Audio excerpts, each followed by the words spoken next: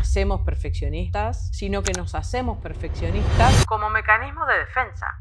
Identifico que yo soy perfeccionista para no equivocarme, porque tengo miedo al rechazo que puede generar mi error, tengo miedo de no sentirme querida si no soy perfecta. No hay una sola vez que yo diga, me encanta cómo me salió.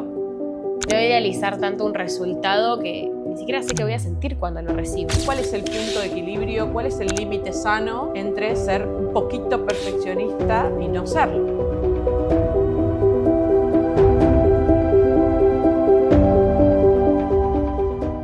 Hola, bienvenidas, bienvenidos a un nuevo episodio de Hablando de Crecer. Yo soy Cris, ella es Juli, soy su mamá, ella es mi hija. Y hoy nuevamente abrimos las puertas de nuestra casa para compartir con ustedes las conversaciones que tenemos juntas, pero ahora sí con una cámara enfrente.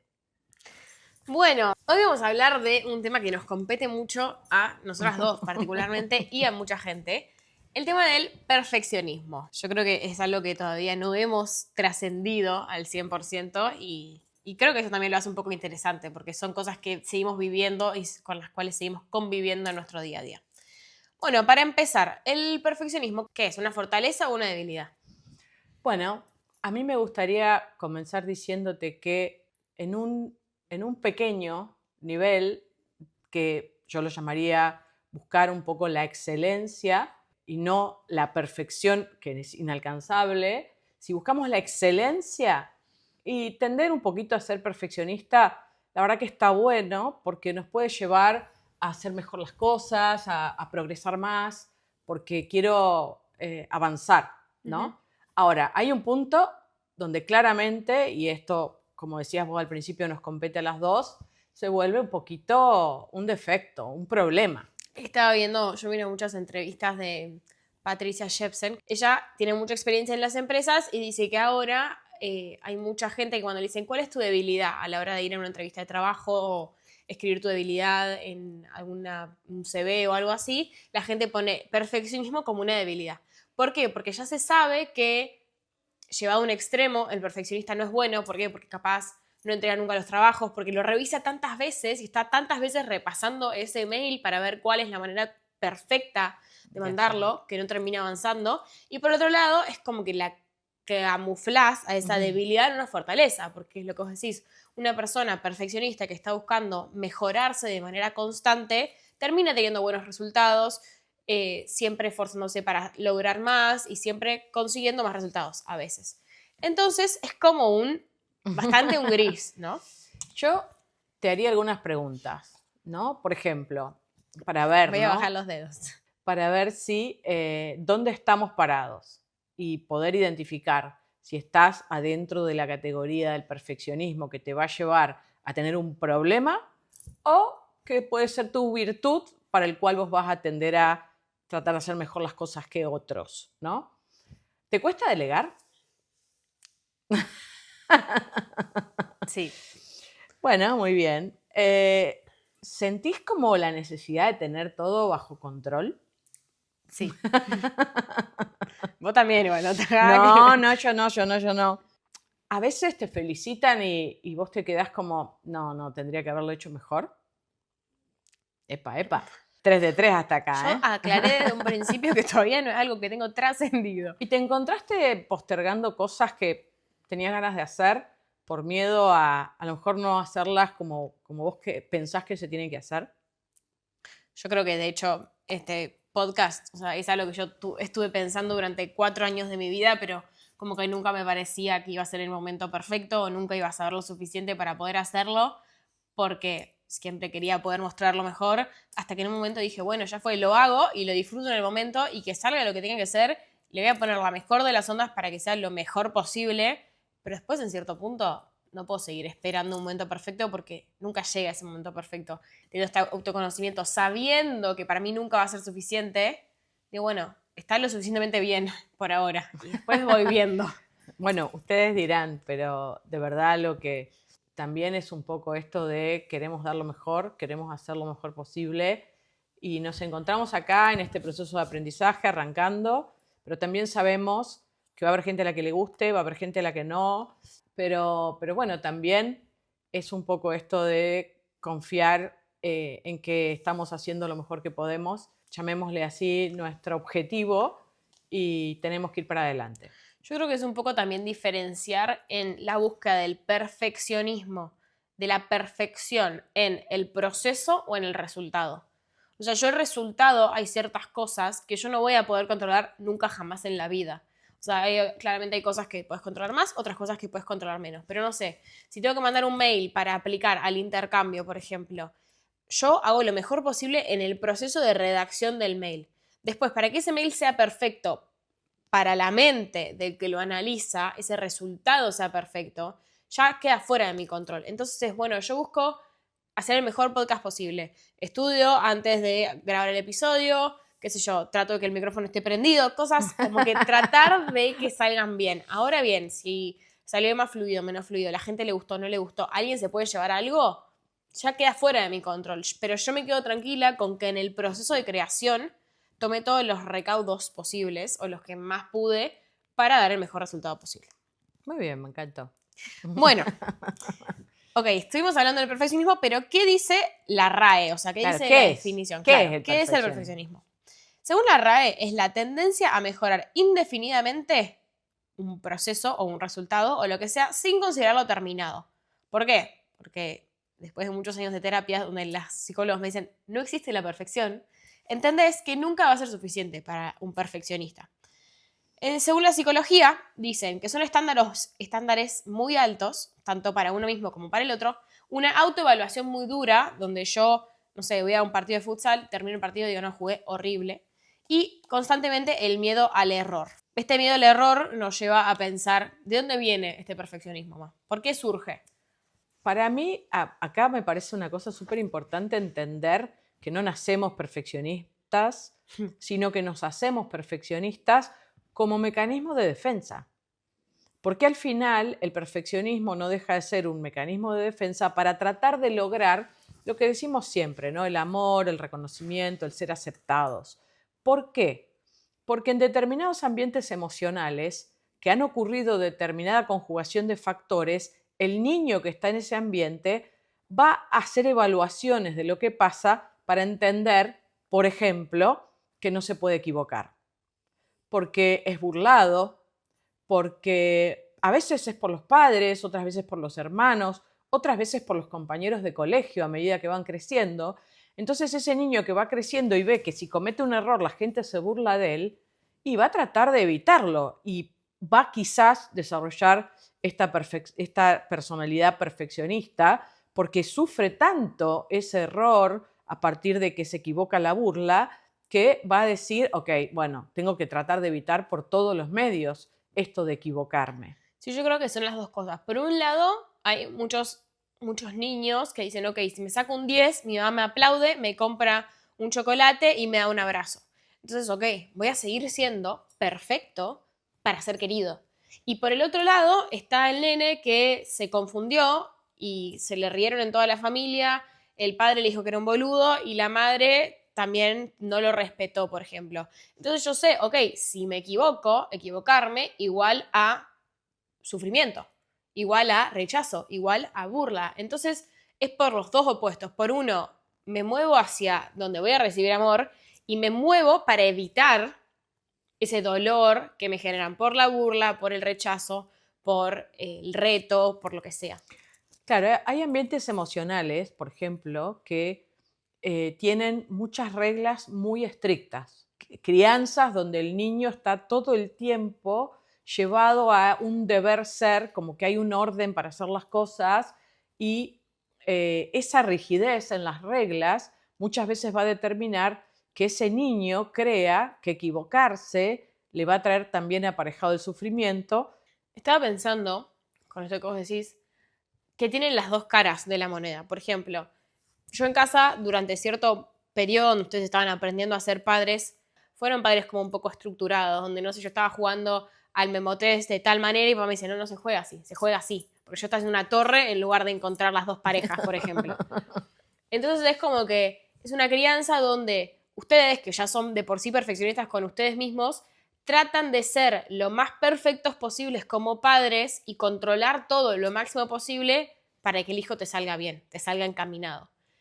pero en ese intentar poner reglas y establecer un orden y controlar para que salga todo lo máximo posible, le terminamos transmitiendo al niño dos cosas. O una, termina siendo perfeccionista, como yo, o les dan tanto control que el niño necesita salir porque está asfixiado y se pasa a ser un rebelde bárbaro. Un rebelde güey. Entonces me parece que es interesante entender cómo nuestro ambiente familiar, como siempre, volvemos un poco a lo mismo, que todo lo que nos surge es un mecanismo de defensa y que todo lo vamos aprendiendo en nuestra casa. Entender cómo este impacto de tener tantas reglas o querer controlar todo termina influyendo en el niño. Para el niño entenderlo, a mí me sirvió entenderlo y me va a servir también para cuando yo tenga hijos, decir, bueno, ¿en qué quiero controlar y en qué no? Yo creo que en tu caso, por ejemplo, hay una conjugación de factores.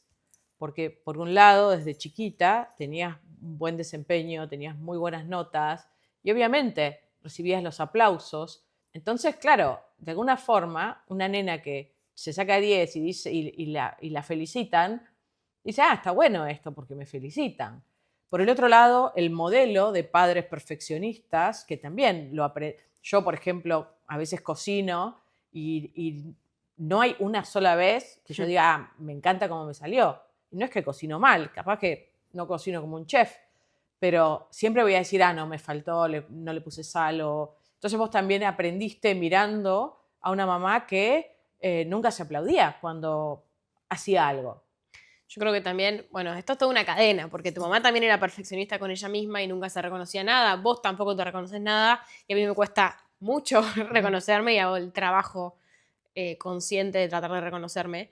Pero a mí me parece, por ejemplo, interesante lo que a vos te pasa con la comida, que, no sé, cocinás una carne del champiñón. Ok, perfecto. Y todos decimos, está riquísima, y vos te decís que no. Primero porque sos muy dura con vos misma, y también porque se me despierta el tema de la comparación, que es muy importante. Vos también te comparás con tu mamá, que cocinaba espectacular y se dedicaba a ser ama de casa y cocinar todo el día y practicar con la cocina. Probablemente vos recordás el plato de tu mamá como el mejor plato del mundo porque la querías, porque estaba muerta de hambre, porque era tu mamá y por un montón de cosas. Entonces vos, con toda esa emocionalidad, te medís con una vara altísima que nunca vas a llegar para tu mente. Para nosotros puede estar riquísimo y vos nunca te lo vas a reconocer porque te comparás con algo que vos pensás que es mejor. Sí, en mi caso también. Bueno, por un lado el tema de la cocina, porque la verdad que tu abuela cocinaba como los dioses, por un lado, y por el otro lado, claro, también es como vos decís, ella estaba en casa, se ocupaba de nosotros, no trabajaba, y claro, para ella era importante cocinar bien. Yo nunca he tenido ese tiempo porque siempre he trabajado afuera de casa. Entonces, como vos decís, no me puedo comparar con un estándar de alguien que se dedica a la cocina, por ejemplo. Sí. Pero por el otro lado también tuve a una mamá que a lo mejor yo me sacaba un 8 en el colegio y me decía, bueno, está bien, pero ¿por qué no un 10? Si vos das para más. Sí, Que por supuesto me lo decía con amor. O sea, no es que me quería joder con ese comentario. Pero la sensación es como, no alcanzó. Sí, o quedás como con una sensación contradictoria. es una sensación de que el amor es condicional. Que a mí me quieran depende del resultado o las acciones que yo tome. O sea, el resultado que yo produzca o las acciones que yo tome. Entonces es como que constantemente estoy buscando ser lo más perfecta posible para poder ser querida. Y por ejemplo, yo creo que el tema de las notas que vos nombrabas antes, a mí ustedes nunca me exigieron. O sea, yo simplemente iba y es más, al final me sacaba 10 y ni siquiera lo decía porque para mí ya era mi costumbre. Era como irrelevante. Es más, si yo me sacaba un 6 era más noticia que sacarme un 10. Literal. Muy raro, pero sí, era una realidad. Madre perfeccionista, padre perfeccionista, de abuelos perfeccionistas, se va transmitiendo en el nivel inconsciente también. Lo bueno es que te das cuenta que no te quisimos joder. Sí, y a mí obvio. tampoco me quisieron joder, sino que simplemente esto es una cadena de aprendizaje y muchas veces por el ejemplo y no por lo que uno dice, ¿no? Sí, pero me parece interesante el hecho de decir, ok, nunca me quisieron joder, siempre fue desde el amor, pero identifico que de acá surge mi perfeccionismo, identifico que yo soy perfeccionista para no equivocarme, porque tengo miedo a equivocarme, tengo miedo al rechazo que puede generar mi error, tengo miedo al reto que puede generar mi error, tengo miedo a no sentirme querida si no soy perfecta.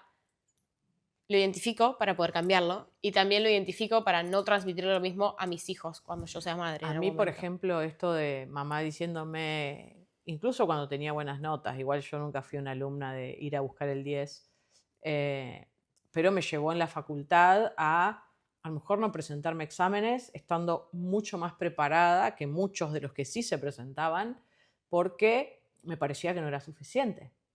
Y no es que yo me decía, me quiero sacar un 10, porque de verdad no me lo decía, pero internamente tenía una voz que me decía, no, no, te falta, tenés que estudiar más. Ojo, esto también me sirvió, porque al final cuando yo me recibí tenía una base mucho más fuerte, en mi caso en Derecho, que muchos compañeros míos que iban a rendir estudiando de apuntes, estudiando lo justo y necesario. Yo salí de la facultad y a los 2 minutos ya tenía trabajo y tenía una buena base. O sea que ahí es donde yo digo, ¿hasta dónde es malo? ¿No? Y hasta dónde un poquito de autoexigencia, llamémosle, termina siendo algo que nos lleva a mejores resultados. Por eso este capítulo para mí es como hasta jodido, porque no sé si yo internamente tengo resuelto cuál es el punto de equilibrio, cuál es el límite sano entre ser un poquito perfeccionista y no serlo. Por eso creo que también nosotras dos estamos en el proceso de transición para hacer que ese perfeccionismo tóxico se transforme en un perfeccionismo sano, una exigencia sana más que perfeccionismo, porque al mismo tiempo el perfeccionismo nos permitió lograr un montón de cosas en nuestra vida. Si no hubiéramos sido perfeccionistas, yo no me hubiera recibido con 22 años siendo coach y administradora de empresa, teniendo trabajo y entrenando, por ejemplo. Todo eso lo pude hacer por mi exigencia, pero bueno, ¿hasta qué punto? Claro, el punto es cuando esa super exigencia o autoexigencia no tiene un límite sano, ¿no? Que se traduzca en cosas, en vivencias que sean demasiado. En tu caso, por ejemplo, te has enfermado a veces por tu sobreexigencia. Quería decir justamente eso que habíamos visto antes.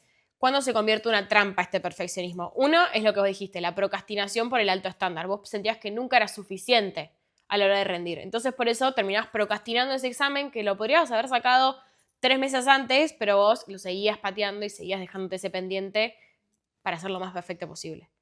Ese es un ejemplo. A mí uno me pasa mucho parálisis por análisis. Pero mucho me pasa. Creo que igual estoy mucho mejor. Estoy mucho mejor. Estás mejor. Pero el hecho de, ok, yo tengo una decisión, entonces analizo los pros y los contras, los sí y los no, y esto y lo otro. Entonces termino viendo tanto ambas alternativas, que todas tienen su lado bueno y su lado malo, que termino totalmente paralizada y prefiero no decidir por miedo a equivocarme, por miedo a no ser perfecta, que quedarme en el limbo. No sé si vos te lo planteas como por miedo a no ser perfecta. En tu caso es más el miedo al error. No es que vos buscas. Pero el error que representa imperfección en mi inconsciente. Sí, pero es a nivel inconsciente, porque no es que vos decís, ay, quiero ser perfecta. No, ni hablar. Ni vos, ni yo, ni nada. O sea, no creo que alguien diga quiero ser perfecto. Otra de las trampas del perfeccionista es el famoso pensamiento todo o nada. Por ejemplo, arranco una dieta y ejercicio físico porque quiero ir a una vida saludable. Y me puse determinados objetivos. Primera semana, 10 de 10. Segunda semana, 8 de 10. Tercera semana, 5 de 10. Listo, abandono todo porque ya está, soy un fracaso. No puedo seguir las cosas o las pautas que me propuse. Ese pensamiento todo o nada es de un perfeccionista, que quizás se termina autoboicoteando porque se puso primero un estándar altísimo y segundo, como no llegó al estándar al primer día o al primer intento o al primer mes, chau, deja todo y termina a lo mejor peor de que si se permitiera ese proceso de ir caminando hacia esa vina. En este caso hablé del tema de la salud o de la dieta o del ejercicio, ¿no? Sí, pero para mí es muy importante esto con el tema, todo o nada, porque a mí me ha pasado mucho con el tema de los hábitos, que lo hablamos en el episodio de hábitos. Es como que simplemente primero poner la vara más baja. O sea, si yo quiero hacer todos los días 2 horas de ejercicio y capaz no llego porque mi rutina no me lo permite, bueno, sabré que hay algunos días que llegue a 2 horas, otros días que llegaré a 1, otros días que llegaré a 5 minutos de estiramiento, por ejemplo. Pero entender que no voy a poder siempre al 100% y que yo un día haga 5 minutos de ejercicio en lugar de 2 horas es mucho más valioso a que yo, porque hice 5 minutos, deje todo. Entonces es mucho más valioso la constancia que el seguir perseverando, el pretender hacerlo 100 el primer día. Sí. Otra trampa del perfeccionista, y acá me voy a incluir muchas veces, ahora poniéndole un poquito de conciencia voy disminuyendo, es la insatisfacción. Como por ejemplo en mi caso en el tema de la comida. Me enojaba tanto después de cocinar viendo el resultado que decía, no, listo, no cocino, punto. Y es más, nos reíamos o hacíamos broma, no, mi mamá no cocina. Justamente por eso, porque como no me gustaba nunca el resultado, siempre estaba, no, le faltó algo, terminaba dejando de cocinar o contratando a alguien para que me cocine, literalmente hablando. Sí, que aparte también yo creo que te saca mucho del presente. Porque podrías estar disfrutando de comer con tu familia lo que cocinaste y estar presente en la cena y terminás en tu cabeza en todas las cosas que podrías haber hecho mejor. Bueno, la próxima le pongo más sal, la próxima lo saco ante el fuego y no estás presente. O sea, el perfeccionismo en cierto punto es un ladrón de energía y del presente. Te saca del presente, literalmente.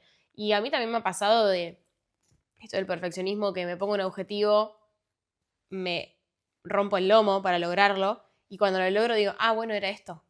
Y es darnos cuenta que, claro, ese perfeccionismo me lleva a idealizar mucho ese resultado final y mi trabajo consciente ahora está siendo, bueno, disfruto el camino.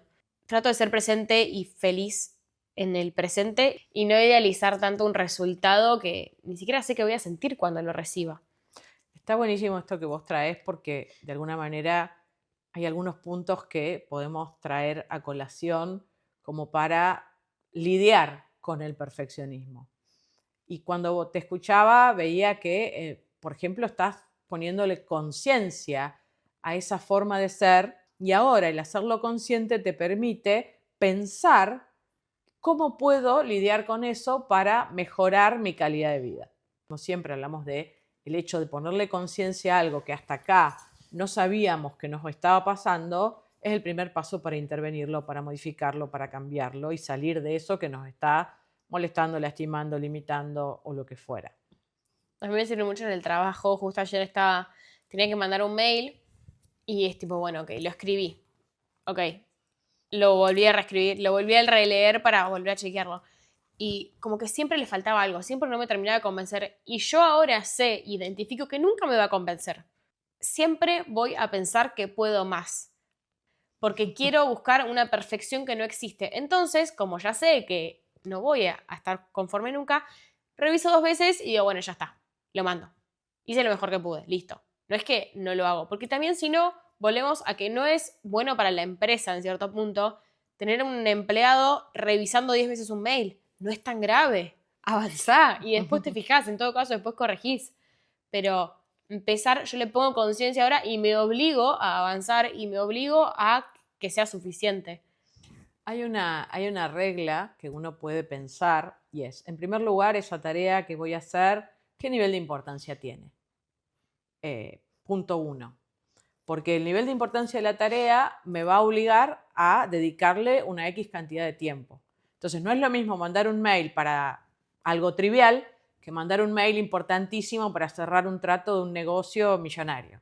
Entonces, obviamente, al mail importante le vas a tener que dedicar más tiempo, más cabeza y ser un poquito más exigente a la hora de pensarlo que a un mail trivial, pero no dedicarle A los dos al mismo a tiempo. los dos al mismo tiempo. Entonces, esta tarea que me está convocando, ¿qué nivel de importancia tiene? Para ver qué nivel de tiempo le dedico y cuánta cabeza le voy a dar para ver si le estoy dando el suficiente equilibrio a la importancia que tenga el tema versus el tiempo que le dedico versus cuánto tiempo tardo en hacerla. Sí, otra regla que a mí me servía mucho también cuando estaba en la facultad. A veces yo estaba más tiempo decidiendo el método de estudio que yo iba a utilizar y pensando en qué resumen usar que estudiando. O sea, literal. Y era todo el pensamiento que yo tenía, la carga mental de, bueno, pero qué resumen es mejor y cuál está más completo, pero capaz el profesor va por una cosa y por la otra, que eso hacía que yo nunca arrancara. Entonces ahora lo que empiezo a pensar, que lo dice mucho Tony Robbins, es pensar cuáles son el 20% de las acciones que vos tenés que hacer que te llevan al 80% de ese resultado.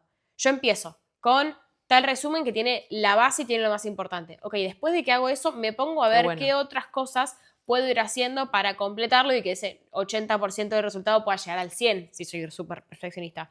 Pero por lo menos arranqué. y eso me saca de la parálisis, me pone en movimiento y me doy cuenta que no era tan grave. Y me saca de la procrastinación, que pasa mucho con los perfeccionistas.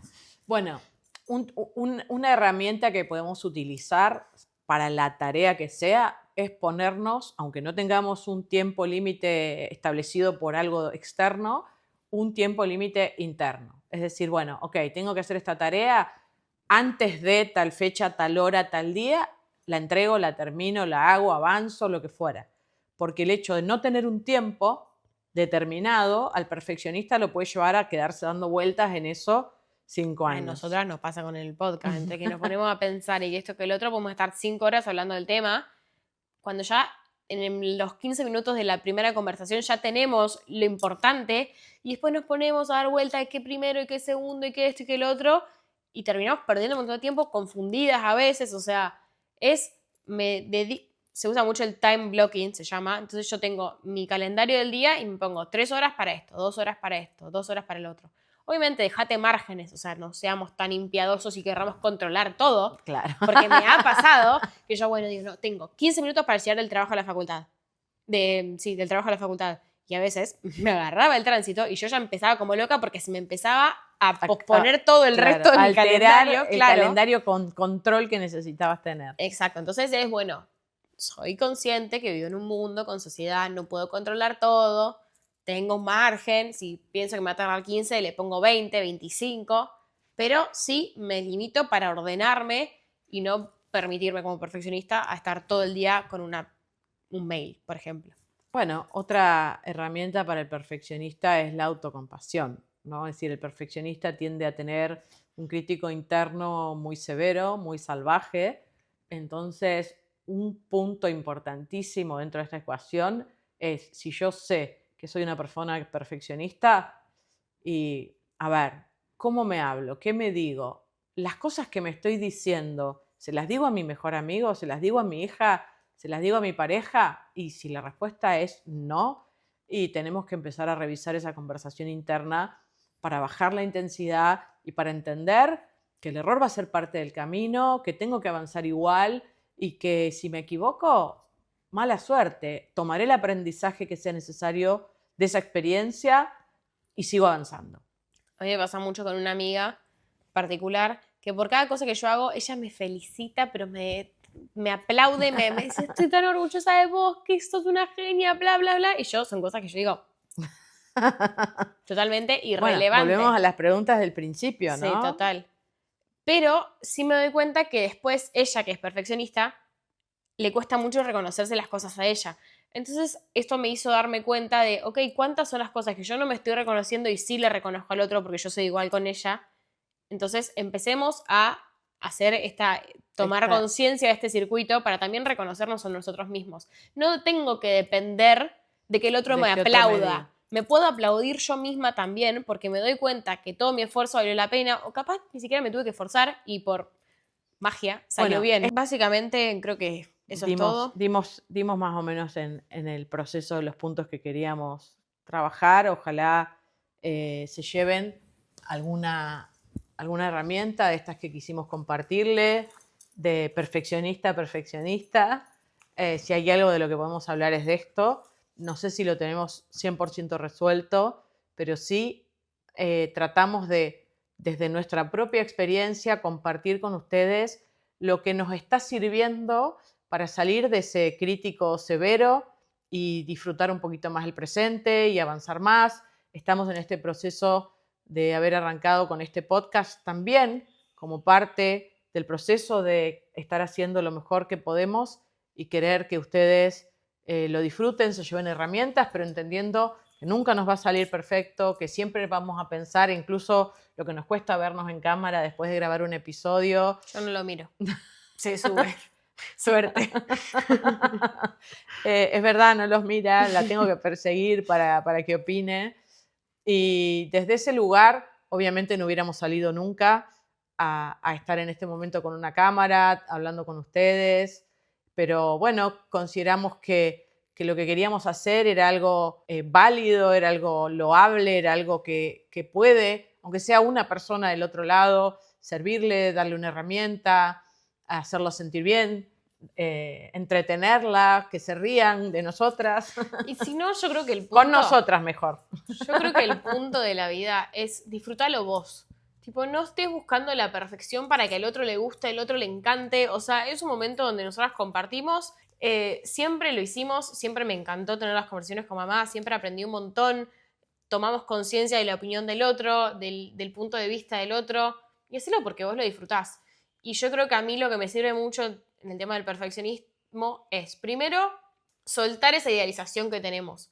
Porque como vemos todos los resultados que el perfeccionismo nos genera, y un montón de cosas buenas que nos generó en lo largo de nuestra vida, como que lo queremos al perfeccionismo. Claro. Porque nos protege, tipo, me protege que la gente me critique, me protege de cometer errores, me protege Me encantó. de un montón de cosas. Entonces yo como que sigo queriendo ser un poco perfeccionista. Pero es un poco entender que... ¿Cuál es el límite sano? Exacto. Creo que ese es el punto. Y que me está privando de un montón de cosas, capaz. ¿Cuáles son todas las cosas que me hubiera gustado hacer que no hice por miedo a que no salieran perfectas? Puedo empezar y después voy viendo cómo lo hago para ir mejorando, pero no me freno y me privo de ir un montón de cosas por no ser perfecta. Entonces soltemos ese miedo y demos lo mejor que podemos, pero aceptando un poco la imperfección. Porque si no es como subir una montaña y buscar un objetivo al cual nunca vas a llegar. No existe la perfección, a pesar de que me encantaría que exista. No existe. Y después de muchos años de terapia, entiendo que no existe la perfección, así que deja de buscarla, porque no la vas a encontrar. Así que eso. Bueno, si les gustó, compartan, denle like y básicamente nos encantaría escuchar del otro lado qué de todo esto que charlamos les sirvió, se pueden sentir identificados. Y por supuesto, si tienen alguna crítica para hacernos que nos mejore, que nos ayude a lograr esa excelencia y no ese perfeccionismo, desde ya, bienvenidas a escucharlas, que para todo perfeccionista la crítica, de verdad, Sí, obvio, ni hablar. la crítica nos sirve para crecer, nos sirve para avanzar y hacer mejor las cosas. Un abrazo a todos, gracias por escucharnos.